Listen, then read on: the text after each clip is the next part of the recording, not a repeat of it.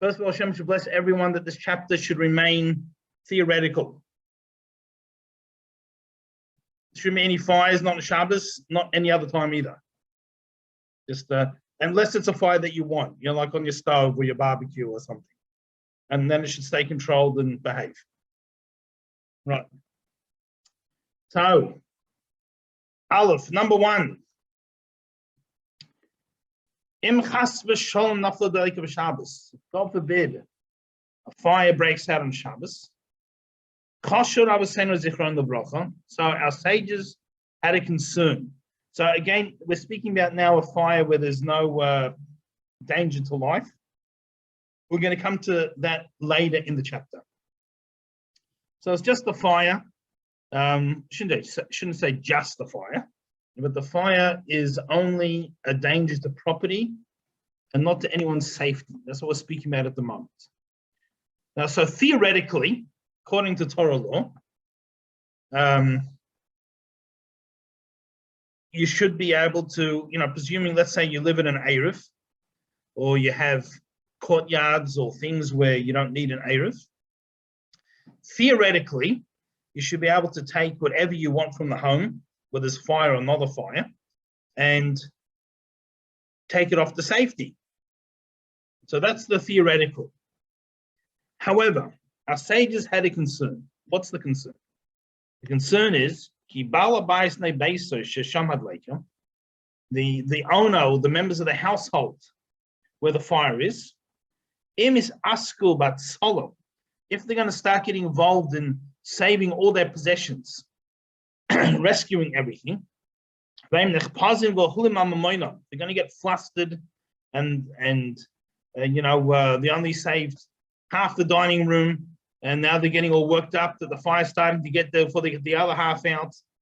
So their concern was, out of this becoming flustered and becoming hasty and panicky, the person might come to forget that today is Shabbos, the chabel esadleika, and then put out the fire. Right? They'll grab the fire extinguisher or something. And again, emphasizing again, because some people joined just after we started, we're speaking about a situation now where there's no danger to safety. Right? It's only to save property. So because they had this concern, Al came therefore. They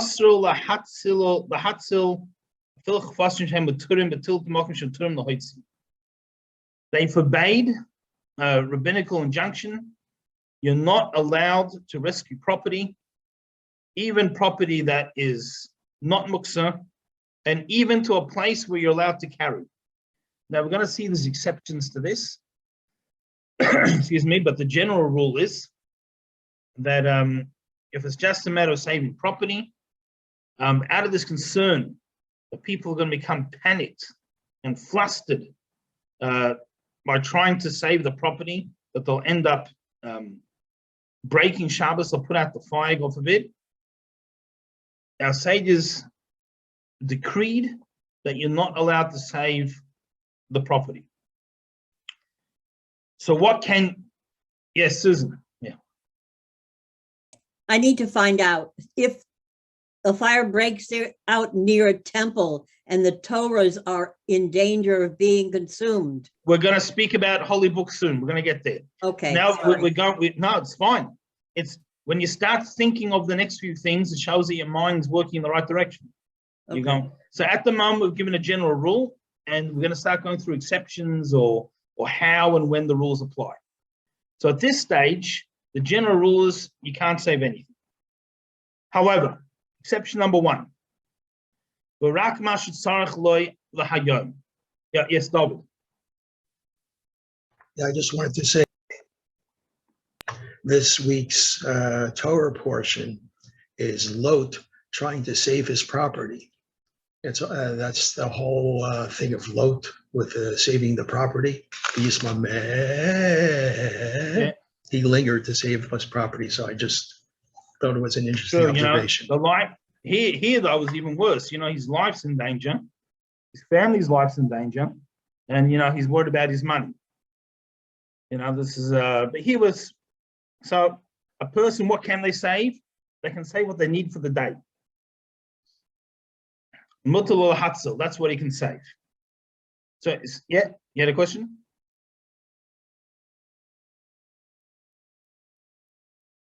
No? I thought someone had the hand up. Okay, so what, Kate said, so let's have a practical example. What does it mean to save what you need for the day?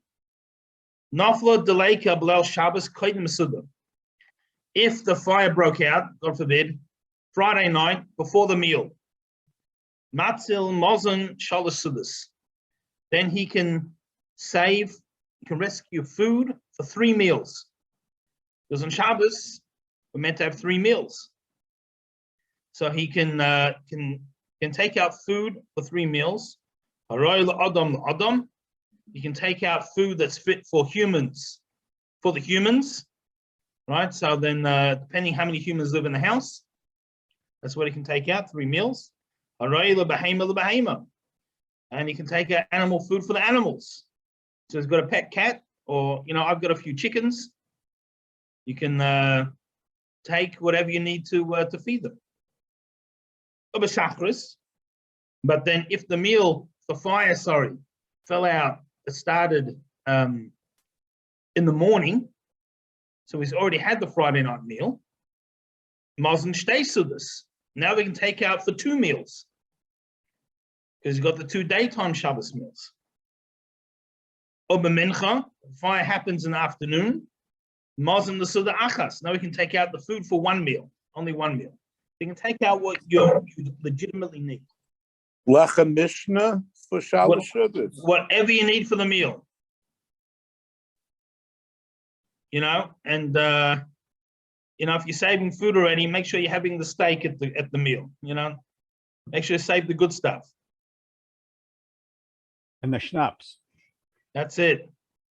And especially if your house burnt, well, God forbid, but especially if someone's house burnt down, you might need a lot of it for the meal. That's right. So that's exception number 1 to the rule. Exception number 1 is he can take food for 3 meals, or however many meals there are for the rest of Shabbos. Exception number 2. If he's got in one utensil or one vessel a lot of food, so he's got one of these big barrels full of pickles, as an example. Normally only has 1 pickle with each meal, but he's got 100 pickles in this barrel. Well, the kids will give a better example than the pickles. Sal Malik Koros, he's got a whole basket, large basket full of loaves of bread. The Chabis Malayayin Kedomo is a big barrel full of wine. Since he takes it all out in one shot, Mutter, you can take the whole thing. So you got this big barrel of wine, it's, 10,000 gallons, just a little barrel, they keep in your spare room. Then instead of having to measure the wine you'd have for 3 meals, you can take the whole thing. Okay, so it's probably not 10,000 gallons because that'll be a little hard to take the whole thing, but whatever it is, take this big barrel. He's taking all in one shot, so you can just take the whole thing. So now, under certain circumstances, we see we can take much more than what we need for 3 meals, as long as we're taking it in one shot. The chain in paras sadin kedoim. Same thing as if you spread out a sheet. The kabes boy komash yachol atzim achalim mishkais masim from achas, and just start throwing in food, drink into the sheet. You roll up the sheet, and you're taking it all out in one shot. So now you don't have to start measuring exactly 3 meals worth. Whatever fits in the sheet. Mutter, that's allowed. Gam mutter lolohaitzi kol kalim shesarach lishtamish ben mayon. You're also allowed to remove any utensils, which includes clothing, that you're going to need to use that day. Right? So you can take whatever you need for your use. not totally relevant, but just, when I was a yeshiva student, I was I ate Friday night meal with a classmate of mine at his family's house, and his grandmother came to visit, and she brought a friend. And anyway, the meal was over, people gone to bed, but I was staying talking to my friend a little bit, and it was an apartment building, and the fire alarm went off. And it ended up, thank God, being a bit of a false alarm. It was just a lot of smoke, small little something in one of the apartments. So it's a lot of smoke, so it set off the fire alarm in the whole building. But we didn't know that yet. So, we start to leave. And everyone is walking out of the apartment except the grandmother's friend, the travel companion. She's in the room, and people knocking on the door, you need to come out, and sort of not getting an answer. And after what seemed an extremely long time, we thought that maybe we should kick open the door. Who knows? God forbid. Anyway, before we did that, she came out. She'd been doing her makeup. Didn't want to come out without her makeup on. So, just talk about priorities. Mentioned about Lloyd going for his money. Priorities. All right. So, although we can save things and various things, but still we need to be careful. So for those who just joined us, Kitzur Shulchan Aruch, chapter 85, and we're speaking about a fire broke out on Shabbos, God forbid. But at this stage, we're speaking about a fire. There's no danger, people's safety. It's just a matter of possessions and property. And we said that you're allowed to take out whatever you need to use on Shabbos. Base number 2. Now, not only you can take out what you need, you can tell others to come and rescue what they need for themselves. So you tell the whole block, come take out food for 3 meals or 2 meals or whatever it happens to be.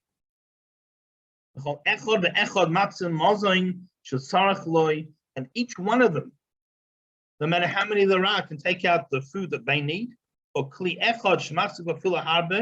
Or one large container containing a lot, even if it's more than what they need for Shabbos, right? So each person come with a massive duffel bag and just load it up.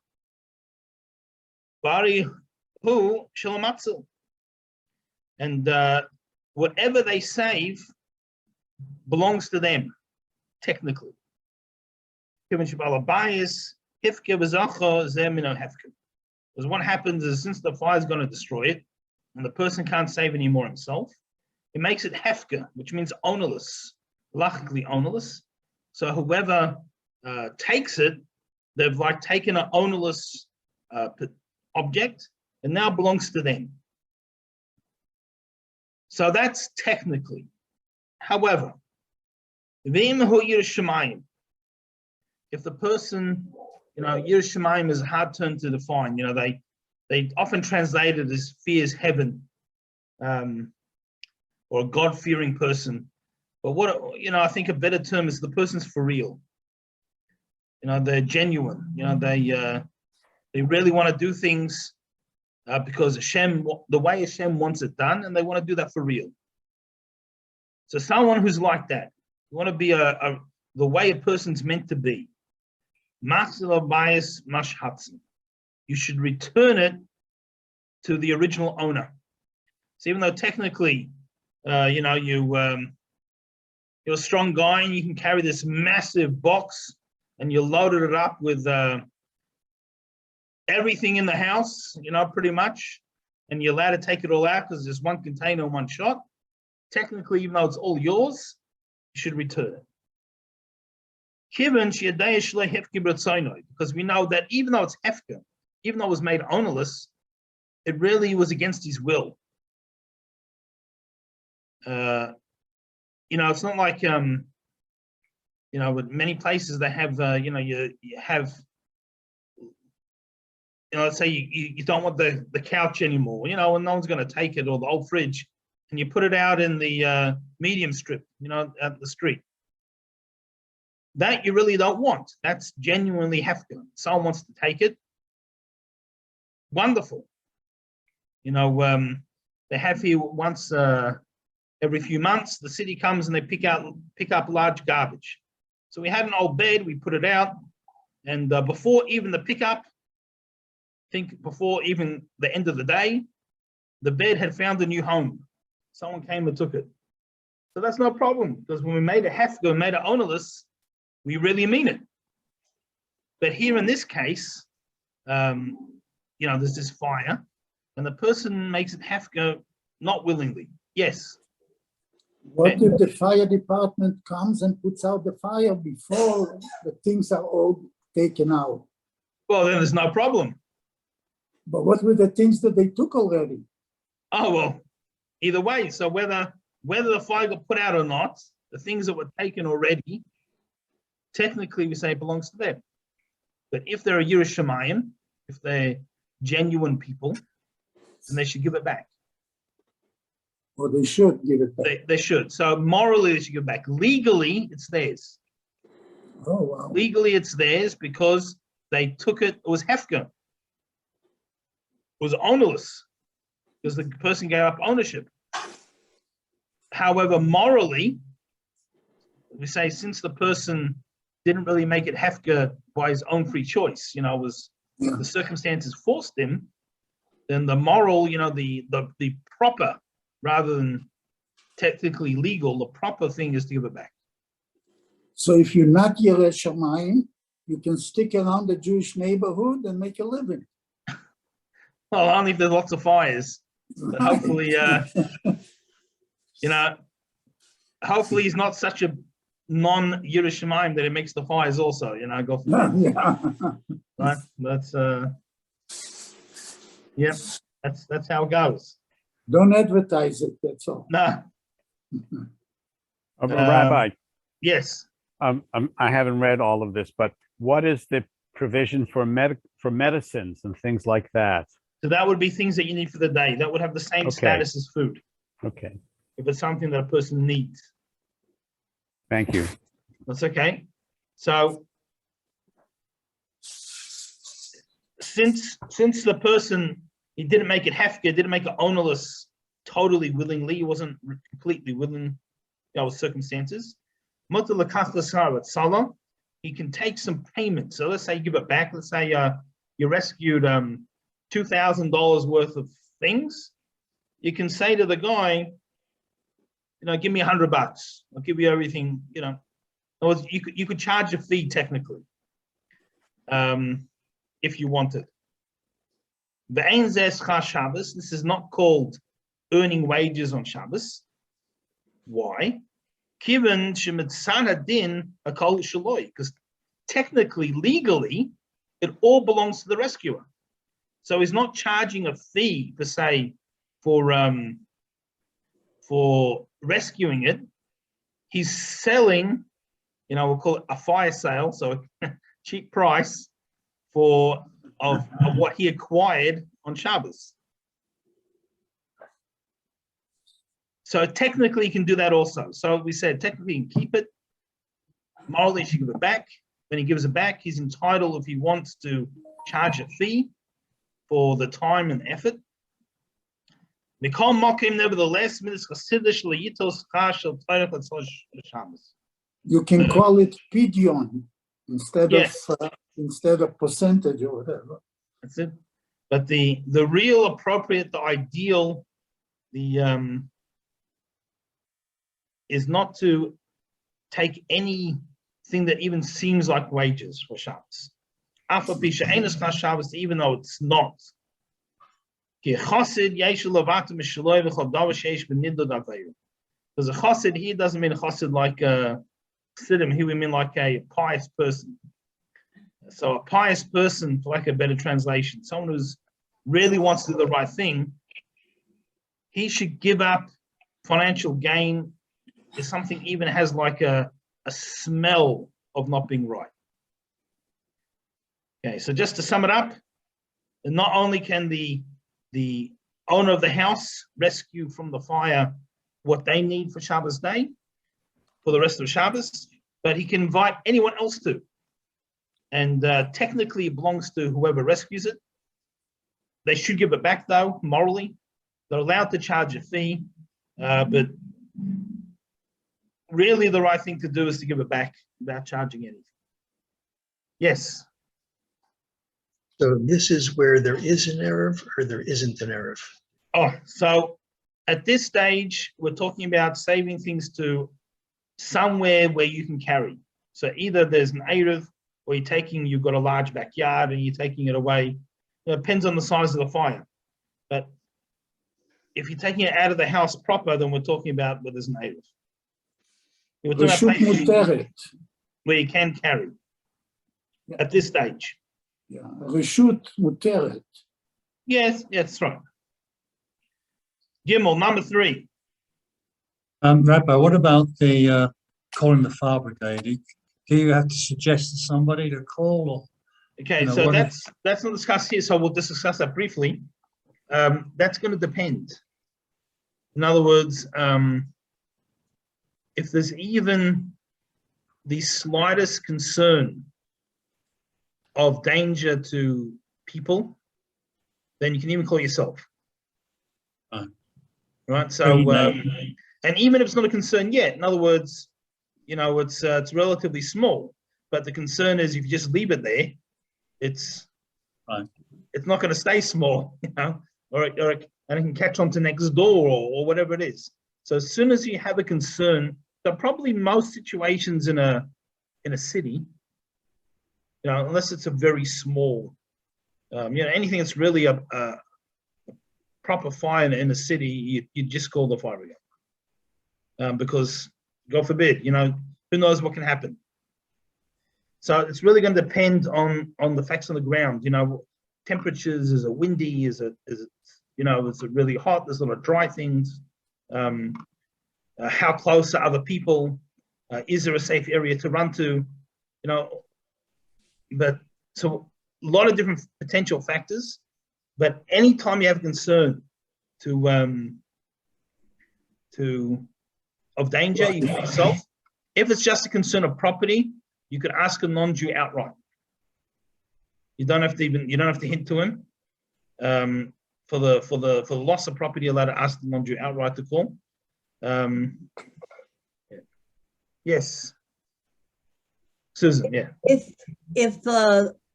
If there's a lot of smoke and you don't know if there's fire, can you run from apartment to apartment and tell the people, whether they're Jew or non-Jew, to get out? That there's a fire?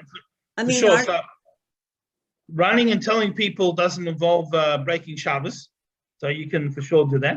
But even a situation where it would, we'd have to ring doorbells or something. If you have a concern, you know, a legitimate concern. So, you know, we don't mean there's, you know, a fire the size of a dollar bill somewhere, and, you know, you're concerned maybe it's going to get out of hand. But if there's something that gives you concern of people's safety, or the smell of gas. Yes, right. You smell gas. That's right. And even if it's small fire, if there's a lot of smoke, you know, the smoke can God forbid also be deadly. Deadly. You know, and you know, certain things burn without making a huge flame, but there's a tremendous amount of smoke, and smoke itself can be dangerous. So anytime you have a concern for people's lives, or, you know, you do whatever you need to do. Right. All of that overall Shabbos. Here we're talking about, we know it's just, it's only property. It's a big farm.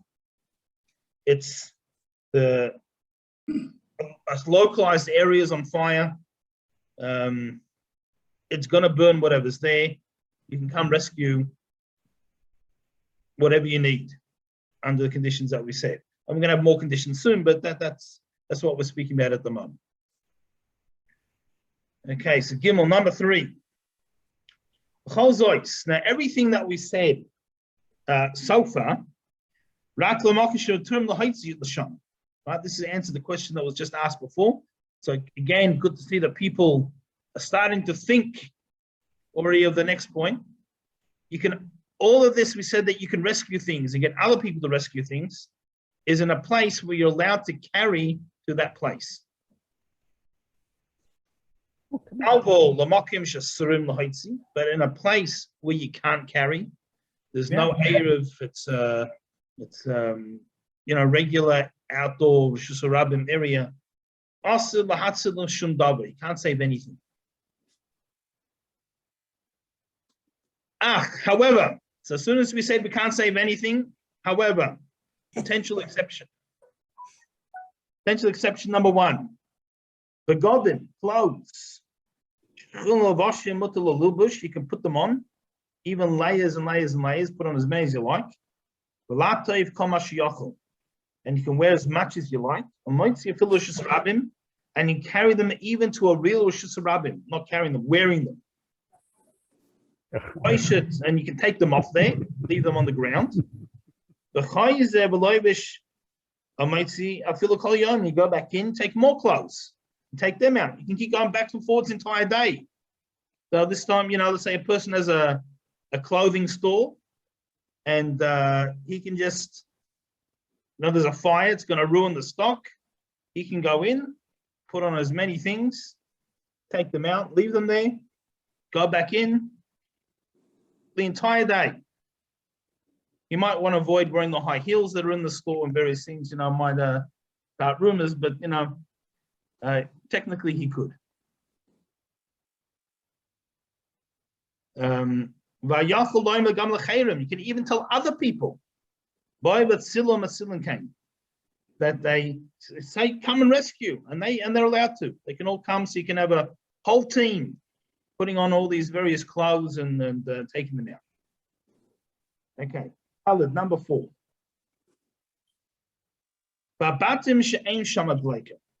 Now, the houses where there's no fire, that they're close by. So let's say there's a fire, God forbid, and someone lives 2 houses down, and there's no immediate danger of his house getting on fire. But he's worried that if the fire keeps going, it'll eventually get to them. Now, since they're not so panicked, right? Remember, so now we're back to a situation where you can't carry. So let's say there's an Erev. So the reason that the person can't take everything out of his house is because we're concerned that if he's going to start getting panicked and flustered, taking everything, he'll come to put out the fire. Forget it, Shabbos, put out the fire. But a person whose house is not on fire now, we're just worried, till the fire brigade comes, they're going to start putting out, and it could take 2 hours or something. Yeah, I'll just finish this and we'll take questions. So that person, he's not so flustered and panicky. He's allowed to save his entire house. He can take everything out if there's a place he can carry. So if he's got an Erev, he can empty his entire house and take it up the street. No problems. Yeah, sorry, you're going to ask a question. Yes, suppose Yeah. a oil fire on the stove flares up, it's burning, okay? Am I allowed to take salt and put it out? Or I'm not, as a Jew, here it is after I lit the candles and everything on Friday night. Can I put the fire out if I know I can, or I'm not allowed to? Okay, so on that, there's going to be a lot of different levels. So sometimes, let's say it's hot oil boiling over, and the flames going along the top of the oil. This already is starting to become a dangerous, potentially. I already was situation. burned like this. That's why I'm person asking. can do whatever they need to do. Okay. However, let's say it's a smaller one, very small thing. So rather than put out directly, you can put out indirectly. So say, for example, you cover the area with wet towels or buckets of water. You pour all water around the perimeter. No, it's only a small fire. It's not something that's going to travel You just don't want to damage more property. So you don't put the fire directly. You make like a barrier, that when the fire gets to that point, it'll put itself out. So that could be another situation. And everything in between, and again, always err on the side of caution when it comes to life-threatening situations. We know we're always meant to err on the side of caution. It depends if you feel confident that you can, that it's not a danger and it can be put out indirectly or even let it burn out, whatever it is, then so be it. Sometimes just taking the object off the hot plate and putting in the stainless steel sink, it'll go. It all depends what it is, how big it is, what actually is burning. My hot water heater caught fire and I could not put it out. I had to run to a neighbor at 3 o'clock in the morning and ask him to help me. And I don't know what's with fires start at the stupidest times, 3 o'clock in the morning, Yeah. Many years ago, about 20 years ago, our washing machine that was not even turned on caught on fire. Wasn't even going. I don't know what happened. And we ended up at a fire extinguisher. It wasn't Shabbos, so it went out quite easily. Although, the shirts were never the same. But, It wasn't on because the motor was stuck. And that's no, it what wasn't on. It was plugged in. There was something in the wiring that was plugged in, but actually wasn't turned on. So a short in the wiring, yeah. Yeah, it must have been something. Not. And it was smoking, and that's why you knew it was on fire, or it was. Oh, we saw smoke you saw coming the out fire. out of the window. The laundry was the other end of the kitchen, and we were in the room the other end of the kitchen. We saw smoke coming out of the kitchen. Oh wow! So there was a fire in the washing machine, and we had a fire extinguisher in the kitchen, so it wasn't. It was very quickly. We called the fire brigade also. But whatever. Well, it wasn't Shabbos, so it was quite easy. But yeah, but that's right. Fires, the strangest times, strangest things. It's not only when you're having a bonfire. You have to worry about fire safety. Things can happen. Anytime, God forbid. Yeah. A lot of shorts, and that causes fires. Yes. I have another question. Yeah. The dryers. If a fire starts and you're disabled and you need help getting out, of course I can, and it's on Shabbos, that person can call. Yes. That you're allowed to call. Yes. Not only you're allowed to, you have to. Okay. Save life, he said. It's a Yeah. lot. Whenever there's even potential threat to life, so you don't have to wait till there's definite threat to life. You don't have to wait till the fire comes, 2 Right feet in your away. face. Yeah. As soon, even a potential person does whatever needs to be done. Any fire or any other life-threatening situation. All right. So we said the neighbor he's not panicked, well, at least not as panicked as the guy whose house on fire, because he doesn't have this level of panic. He's not flustered.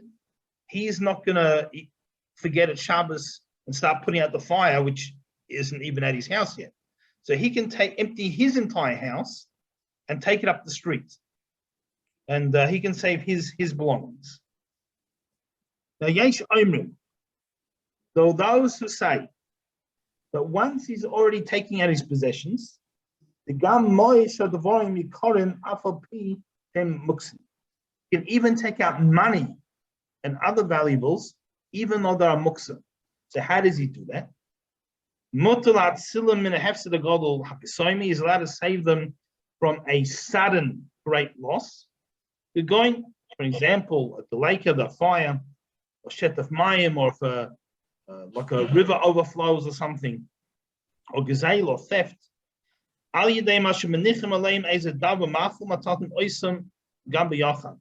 he takes them together with something that's, let's say, edible.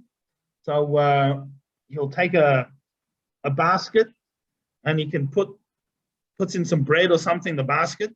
Then he can put on his wallet and his, I don't know, his stereo and I don't know, whatever else he has. And he can take it out with the basket because the basket now is also carrying bread, which is not muksa.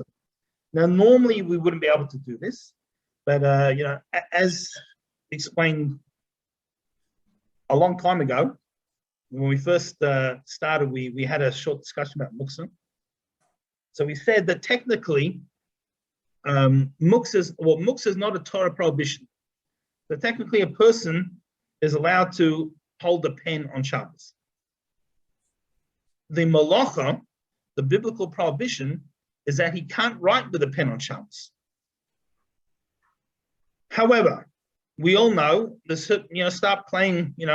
People like to play with a pen and they're flicking around their fingers, and then while they're speaking, without even thinking, they'll start doodling, and they'll come to write. So what do? We made this. The sages, when we say the sages, it's from biblical times. They made this decree called muksa. So they said something that doesn't have a purpose on Shabbos, like a pen, because since you can't write on Shabbos, the pen doesn't have a purpose. You can't even move. That way, if the person forgets, he gets absent-minded for a second, he picks the pen up, and then he goes, whoops, and he puts it down. And he didn't do the malach of writing. As opposed to if we let him play with the pen, and he gets absent-minded, he'll start jotting something down, and then it's whoops, he's broken Shabbos. So muksa, though it's from biblical times, it's not a biblical mitzvah, commandment. It's rabbinic. So when they made the decree of muksa, they put some exceptions in.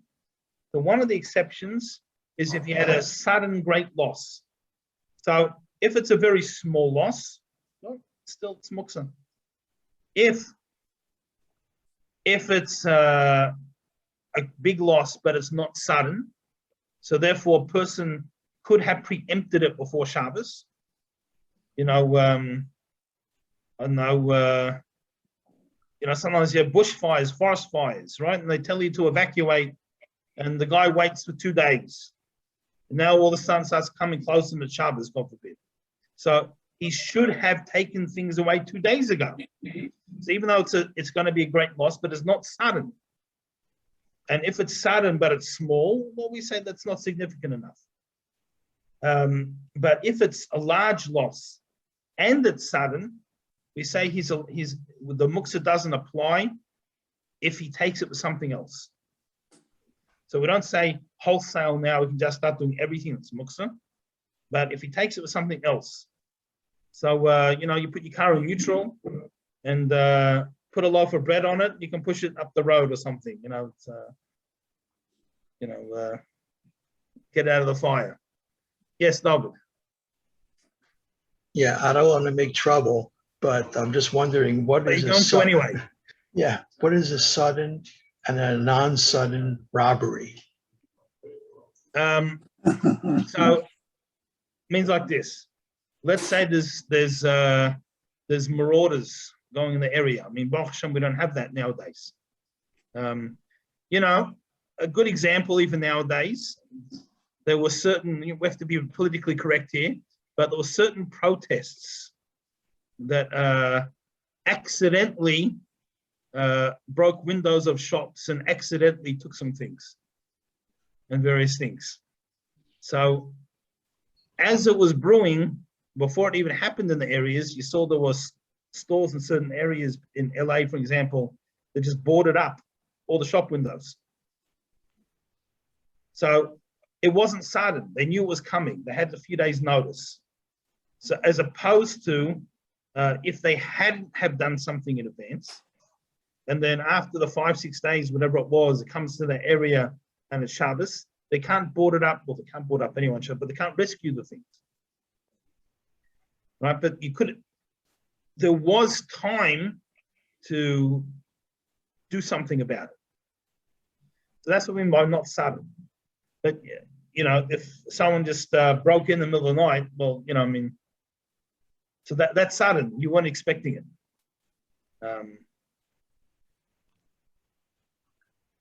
They had unfortunately, we've lived in times of pogroms, And sometimes the pogroms that weren't necessarily a danger to the people if they weren't, they weren't hid somewhere else, but they, they pillaged and looted. So again, if that's it's being whipped up and it happens every Easter, whatever it is, then again it's not a sudden one. Okay, yeah, Ben. In Chicago, a shed of mine is usually in the winter when the pipes freeze. Okay, yeah, but it can be, but that's true, but you don't necessarily know it's going to happen any day. Right. But here we're talking about the river, it breaks its banks or the dam, and Yeah. you might know it's raining heavily, and when it rains really heavily, the water rolls down the mountains, and then a day later, it floods where you are. Right. So again, that would be not sudden because you expect that's going to happen. But then, as we know, there can be flash flooding also. Sometimes it can be totally unexpected, or at least the extent that happens is unexpected. Right. Tsunami, Shet of Maim is any flow of water. Most people aren't expecting a tsunami.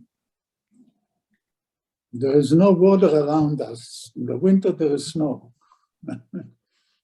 Yeah. Reservoir breaks. Yep, can happen. Can happen. So if it's a great loss, a large loss, and that is relative to the person, the time and place. As a time in Jewish history, what we might throw away food-wise would have been, Shabbos meal. For there's been different times in Jewish history. So what's considered a large loss depends on the time and the place, and also the individual. Right.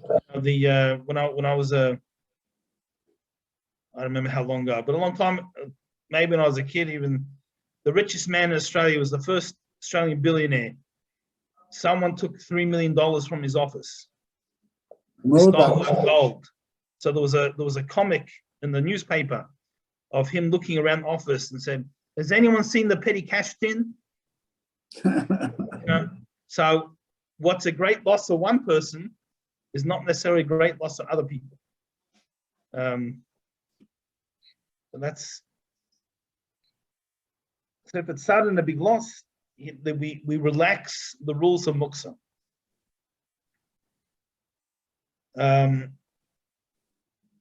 Let's skip the brackets.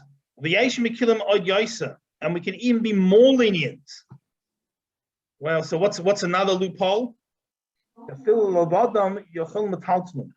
There's certain circumstances, if you don't have the ability to put it together with things that aren't muksa, let's say, again, like the example, so ideally the example is to take it together with non-muksa things. So you take the basket, you put in some food, and then you also put in your wallet and other things.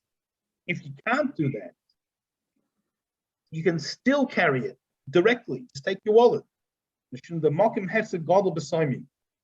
Because when it comes to a large loss and it's sudden, nidche is a muksa.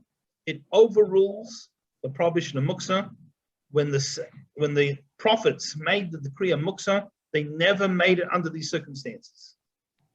They only made it under normal circumstances. The only limit is you can't take the things to a place you're not allowed to carry. You can't go out to a real Rosh Hashanah if there's no Erev. But if there's an Erev, you can take, and there's no other way to do it, you can take everything. Even if it's muksa. Okay. Hey, number 5. That's for Susan. Yep. Kol Sifrei Kodesh, all holy books. Right, so we asked this question. Although I was asked about a shul, but hopefully we have holy books in our house as well, but hopefully there's been no fires in our house. But in a situation, God forbid, there's holy books. Yes, I do. Good. Bein shem b'sav, bein shem b'tfus. This is whether they're handwritten books or even printed books. So we're not only talking about like a Sefer Torah that's written, but even printed books. The person has a siddur or whatever else. What about my mezuzah, my kosher mezuzah? Yeah, well, that also, although that's not just necessarily a case of muksa, could also how you remove it could be a problem. Shabbos. See, we're now just talking about muksa. Okay. We'll talk about other things step at a time. But silim oisom, if not leika or shetef mayim kedom, you can save the books from a fire or an overflowing river or some other water. Bigger exception now, bigger leniency. Let's go back a step. Let's say a person lives in a place where there's no Erev. It's not Erev. So you can't carry outside. And a person lives in a complex. There's a few houses share the same driveway. It's like a little mini lane road to the house. So it's a common area, but it's not a Rosh Hashanah. Now, technically, you're allowed to carry them, according to the Torah. But again, the sages in biblical times had a concern. The person can carry in common areas that are jointly owned. He won't realize there's a difference between them and the street, which is jointly owned by the people who live in the city. And he'll keep carrying up. Not only he'll carry on this little access road, he'll carry onto the main road. So therefore, they made a decree to carry in these areas, you have to make your own mini Erev. So let's say you live in a complex, the residents of the complex have to make an Erev together in order to carry in the common area. Of course, it has to be fenced in as well, the common areas. But in a fenced in common area, so and when we make a city Erev, it's just a larger version of this little neighbor Erev. So, if a person lives in a place, he didn't make such an Erev. He shares lives in a complex of townhouses, and there's not an Erev there, so he can't carry in the common areas. But for Sifrei Kodesh, for holy books, he's allowed to carry them out even to a place, in other words, a place that rabbinically he can't carry. So a place that, according to the Torah, he can't carry, a real Rosh Hashanah, he can't save them. But a place that is rabbinically forbidden to carry, he's allowed to take out the holy books. Why? This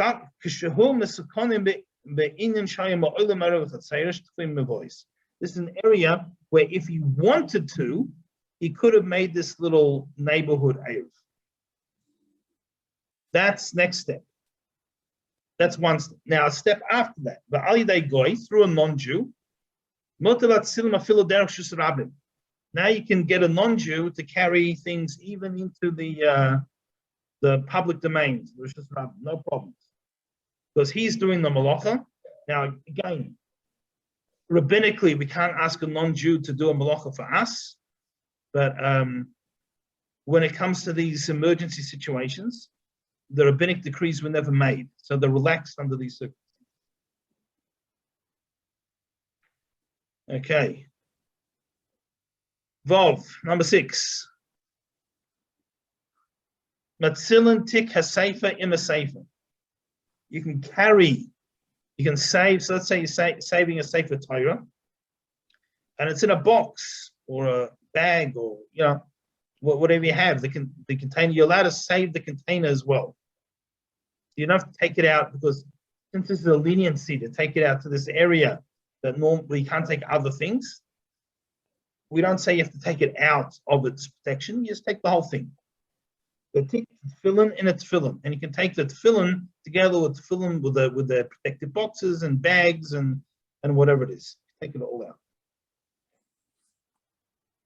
Zayin, number 7. Sefer Torah koydem lahatz l'shas svarim. The Sefer Torah takes priority. So if you got several holy books, and you have one of them a Sefer Torah. Sefer Torah you'd say first. Right, that's why it's a Sefer Torah, right? Because it's safe, So the kids joke, they took the Torah in the car, and why did they put a seatbelt on it? So it'd be a Sefer Torah, Okay, sorry. Bad joke mood today. Yes. Cute. Yeah, I'm just thinking of a circumstance where, let's say, I mean, obviously we see the answer, but if a person has a Sefer Torah, which is, let's say, worth $25,000, and he has a valuable manuscript, which is worth $250,000, the more expensive thing is not saved, but the Sefer Torah, which is more holy, is saved. Yeah, so it's the holiness of the Sefer Torah as opposed to the value. He gives a priority. And then hopefully he'll come to save the other one as well. We hope. But as we said, Right. Hashem should bless us all, that all this remains theoretical. Rabbi, Yes. when we're saying Sefer Torah, are we talking about a Sefer Torah that's not puzzle, or Sefer Torah period? Yeah, so when All cases. when it's possible, then it's not actually a Sefer Torah. I mean, it still has a certain, Physically, it is. have a bigger holiness than perhaps something else, but it doesn't have the holiness of once missing anything, it doesn't have this concept of the Sefer Torah. It goes down a step. So in general, we're talking about a kosher one, but it could be, if you had one that needed a bit of fixing, that's still going to take priority over other books. But if you had bits of one, my oldest son is a sofer, so he has his workshop in our house. So we also have a minyan in our house. So we do have 3 Sifrei Torah in the house. But besides that, there's another Sefer Torah at the moment that's Taken needs apart. a lot of work to be kosher. So it's not technically a Sefer Torah. And not that we therefore treat it disrespectfully, God forbid, but in the house, it doesn't have to be given the same respect as the completed kosher Sifrei Torah. So while working on it, it can be left on a table. You cover it when you're not working with it, but it's not like you have to put it away, because it's not a completed whole Sefer Torah at the moment. Yeah. Ben. Since your son is writing Torahs, can I ask you if there is a mistake in a Torah, can you change a section? Yes. Yeah. Yeah. I'm also a theoretical sofer.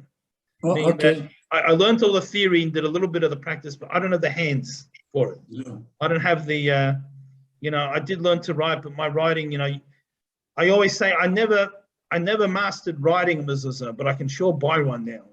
I really know what to look for and all the ins and outs and different things. But actually, 2 of my sons are sofer. Oh, But one lives in another state and one lives here and he uses his workshop, in a house. How expensive is it to change a few inches? Well, no, it depends how much you need to do. I mean, you need to rewrite it. I mean, it's all. Yeah, there is a line that is wrong. If it's just a line, they would either erase it and rewrite it, or they cut it out and they put in a piece from behind. So just the line would not be an expensive fix. But they can erase it? Yes. You can. It depends. It also depends how long it's been there. I mean, So it's not like ink, it doesn't spread. Yeah, it's not like ink that spreads, but it does soak into the cloth, to the parchment a little bit. The longer it's been there, it also depends what quality of the parchment. It could be erasing and it's going to smudge it so bad that when you write on top, it's not going to be great. So you might want to cut it out, but you could, erase And it. it's kosher to cut out a section? Yeah. Yeah, okay. Well, once you fix it, there's no problem. Yeah. Okay. Here we learn everything. Yes, Susan. I wanted to find out, when you say Sefer Torah, what is the word, how do you translate Sefer? So Sefer, we will probably translate as book. And so in modern Hebrew, we mean like any book is called a Sefer. But, in biblical Hebrew, I mean, a Sefer, I guess, was a holy book. A handwritten, but you're talking about a handwritten Torah. You're That is not what we're speaking talking about about a mass-produced, Chumash, yeah, we're not speaking about a Chumash. It's a printed version of the 5 books of Moses. But yeah, we say Sefer Torah here that takes priority from at the handwritten Torah like you read in Shul and Shabbos. On Right. parchment. okay, thank you. Yeah, you're welcome. So let's squeeze in the last one. We'll finish the chapter today. Chet. Ches. Now, if there's a concern of possible danger to life, so this is how, I was talking about erring on the side of caution, a concern, so it's not a fact, concern and possible danger to life, not even definite danger to life, right? So we've got to, nevertheless, mutter l'chabos is like you can put out the fire, extinguish it. And therefore, in a place where Jews live with non-Jews, you can even go put out the fire. And it used to be in the little villages. Everyone went, they had the buckets from the well. You can even join in the non-Jews' house, because in these situations, a fire in one house spreads to other houses. And the whole, life, anyone can die. But Kolafia Indian, everything depends on the facts on the ground. You have to see the facts on the ground. The bottom line is, you need to put it out, you put it out. The davka l'chabos mutter. Now, when we say you put it out, this is putting it out to putting out the fire. You can break Shabbos. In other words, to stop the fire, extinguish the fire, to save lives, you can break Shabbos. But also, the Shabbos can the hatzim mammon. That it's forbidden to break Shabbos to save property. Right? You can't break Shabbos to save property. That we said in number 1. Sorry? That we said in number 1. Yeah, I mean, so you can't say, but we're spelling it out now. Okay. And if God forbid, a person did break Shabbos to save property, yeah, he has to go to a Rav to find out how he has to fix himself. Maybe he's not allowed to keep it even. Maybe he has to give it to stock or something, Yeah, David. Yeah, I just wanted to say there's a footnote in the Moznaim Shulchan Aruch in English on this, and it says, today, because of the possibility of gas and electrical fires, any fire that spreads throughout a house may be extinguished because it is considered a threat to life. Yeah. So generally, that would be the case. Any fire that's in a house, again, we said, not the size of a Post-it note or something, but anything that's a real threat. That's right. Anything as small as concern. I'll also just mention, even though I was gone a minute over time, there's a sefer called Raziel Hamalach. So our sages tell us it was written by Adam Rishon, right? Adam, the first man, wrote this book. When he was kicked out of Gan Eden, he was very depressed, and he met this malach, this angel called Raziel, and to cheer him up, he told him secrets about the heavenly world, and Adam wrote it down. So this book, it's a very difficult book to study. I mean, it's very high level technical Kabbalah. It's beyond 99% of everyone. But the introduction is easy though. The introduction is just the story of how we got kicked out of Gan Eden, the Garden of Eden, and he was feeling depressed, and he met Raziel. That, so everyone can do the first 2 pages. But after that, but having this sefer in the house is a segula. It's a spiritual protection against the fire. So a lot of Judaica stores actually sell mini ones, like the size of like a Post-it note pack, just for people to have in the house because you can't study it anyway. And a friend of mine, very intelligently, and I say a little bit sarcastically, once lit 2 travel candles on a plastic plate on a wooden table, and the candles melted the table, melted the plate. The table caught on fire. It traveled along the table, the fire, and this book, Raziel was on the table, and it burned, I know this, about a foot of the table. When it came to just before Raziel, I guess it fell through, and the flame, they went out. So we came after the fact, walked in back home, and opened the door. There was smoke, and the fire was already out. It burnt until the Raziel. So, before then, I knew about the segula. I knew that it's a spiritual protection, but I'm always a little bit cynical of things. When I saw that, I was sold. So, in a lot of the Judaica stores, they sell these mini ones, under $5, $2, something like that. Raziel Hamalach, maybe I'll just put it in the chat. And it definitely wouldn't hurt to have one in the house. Reveal. It could be that the majority of Orthodox Jews have this in their house. I think a lot of people do. A lot of people do. We sort of had one.